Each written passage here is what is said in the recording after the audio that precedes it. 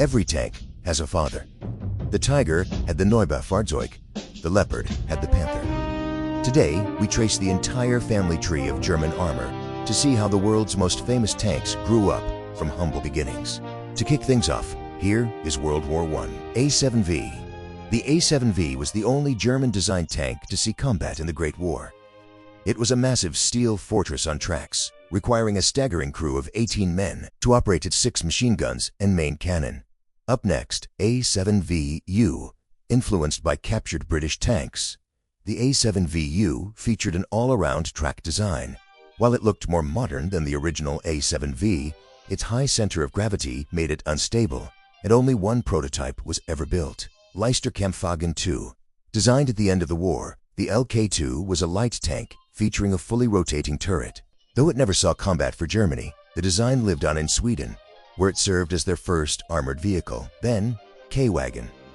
The K-Wagon was a true, super heavy monster, weighing 120 tons.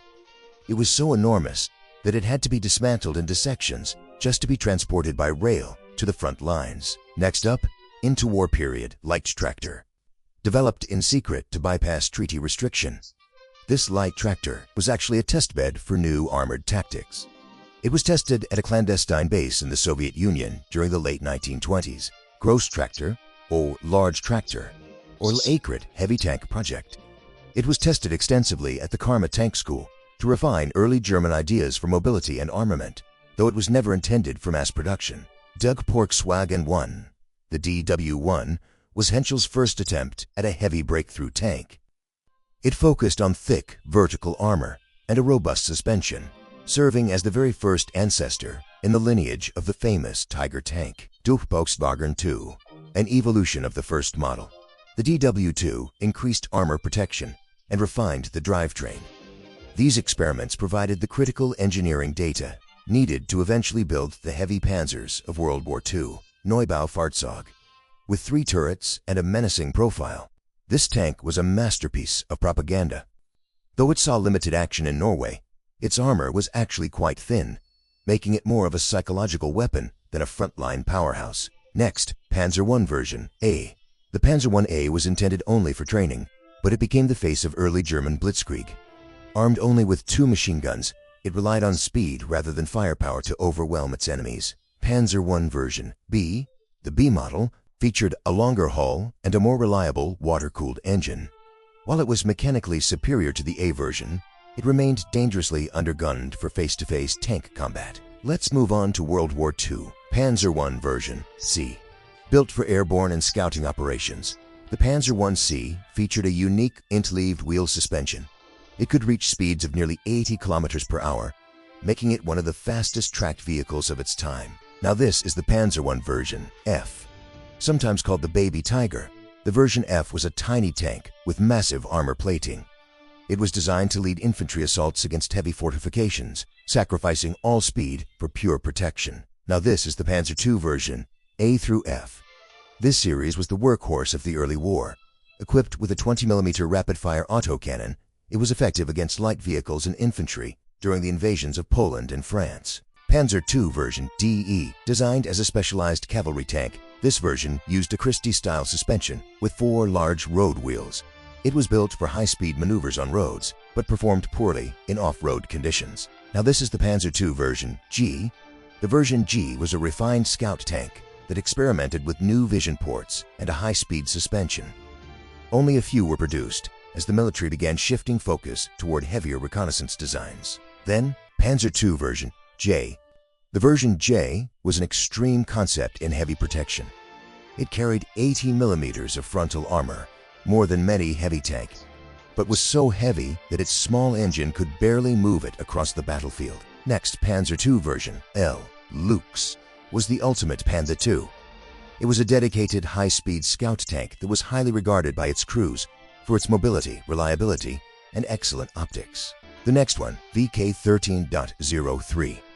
This VK project was the developmental bridge to the Lux. It proved that a dedicated light tank chassis could provide superior reconnaissance capabilities compared to modified older models. Then, Panzer III version A. The Panzer III A was the first step in creating a dedicated anti-tank platform.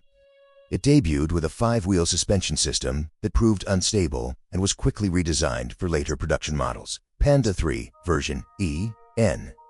These models represent the peak of the Panda 3. They evolved from carrying a small 37mm gun to a powerful short 75, serving as Germany's primary medium tank for the first half of the war. Panzer 4 version A through F1.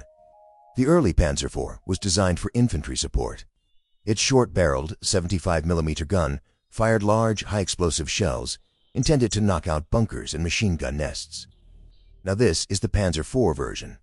F2 to J, upgraded with a lethal long-barreled gun, these versions turned the Panzer 4 into a deadly tank killer. It was the only German tank to remain in continuous production throughout the entire war. VK30.01.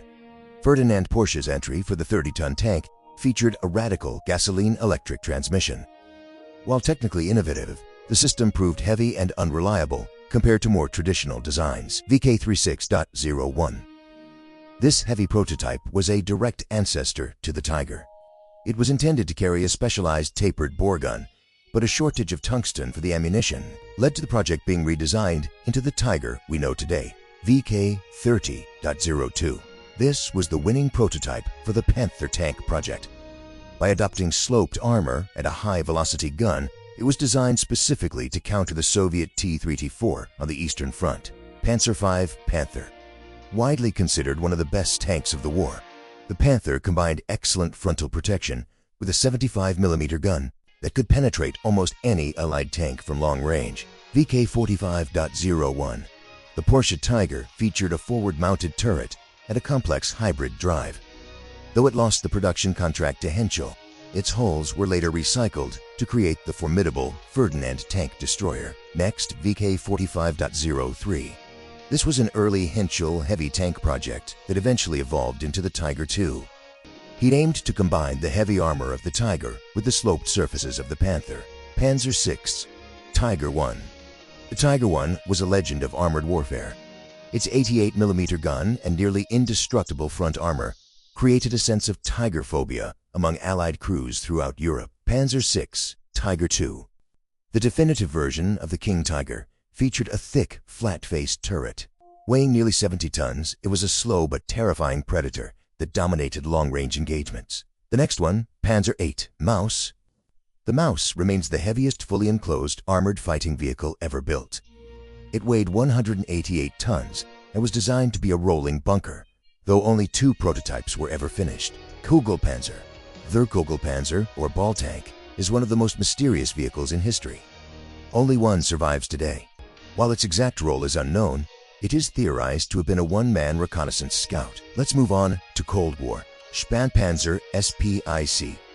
This post-war light tank was a prototype designed for reconnaissance and anti-tank defense. It was built to test a 90mm low-pressure gun, allowing a light chassis to punch above its weight class. Up next, Sparpanzer Ru-251. The Ru-251 was built to be the ultimate scout. Based on the Kanonenjagdpanzer hull, it could reach 80 km per hour, making it fast enough to outrun many contemporary main battle tanks. Standard Panzer Group B. This prototype was part of a competition to develop a new European tank. While Group A eventually became the Leopard, the Group B design featured innovative hydro-pneumatic suspension systems. Leopard 1. The early Leopard 1 prioritized mobility and firepower over armor. Its designers believed that modern anti-tank shells would penetrate any thickness, so they made the tank fast and agile instead. Leopard 1, A3, A4. These upgraded Leopards featured a new angular welded turret with spaced armor. They were equipped with advanced computerized fire control systems, making them some of the most accurate tanks of the 1970s. Leopard 1A6. The 1A6 was an experimental test bed used to evaluate the feasibility of mounting a 120mm smoothbore gun on the Leopard 1 chassis. It never entered production or active service. KPZ-70, a joint project between West Germany and the US.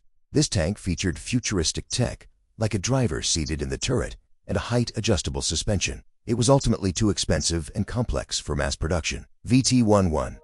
The VT-11 was a radical, twin-gunned casemate tank. By removing the turret, engineers aimed to create a low-profile vehicle that used highly advanced aiming computers to fire both guns at a single target. VT-12, an improvement on the twin-gun concept, the VT-12 featured two 120mm cannons. It was incredibly fast and could fire while zigzagging, a technique called Schlingen. Up next, the Glide Panzer 57. This light support vehicle was a unique hybrid.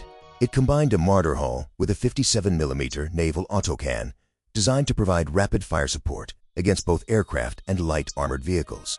The next one, TH-301 TAM. Designed in Germany for the Argentine Army, the TAM is a medium tank based on a mortar hull. It was built specifically to be light enough for the bridges and terrain of South America. Leopard 2K. The 2K was a series of high-speed prototypes. They tested various hull and turret configurations.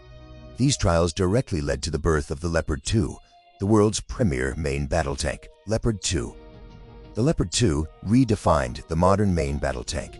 Combining a powerful smoothbore gun, advanced composite armor, and a high-performance diesel engine, it became the standard for NATO's armored forces, ending with post-Cold War, modern era Leopard 2, A5, A7. These modern iterations feature iconic wedge-shaped turret armor designed to deflect incoming shells. The A7 variant is currently one of the most advanced tanks in the world, featuring digital battlefield management. Leopard 2 PSO.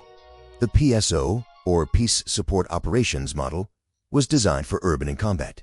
It features an array of cameras, a bulldozer blade, and extra armor to protect against short-range rocket-propelled grenades. Leopard 2 Revolution. This modular upgrade package transforms older hulls into modern digital platforms. It features advanced 360-degree protection and improved electronics to survive the threats of a 21st century battlefield. KF-51 Panther. The KF-51 is a vision of the future. It carries a massive 130mm main gun and is designed to operate alongside kamikaze drones and automated defense systems. EMBT, the Enhanced Main Battle Tank, is a hybrid of European engineering, mating a Leopard 2 hull with a French Leclerc turret. It serves as a technology demonstrator for the next generation of shared European defense. Up next, MGCS Demonstrator. This platform is part of the Main Ground Combat System project. It is designed to replace both the Leopard 2 and the French Leclerc, focusing on unmanned turrets and networked combat systems.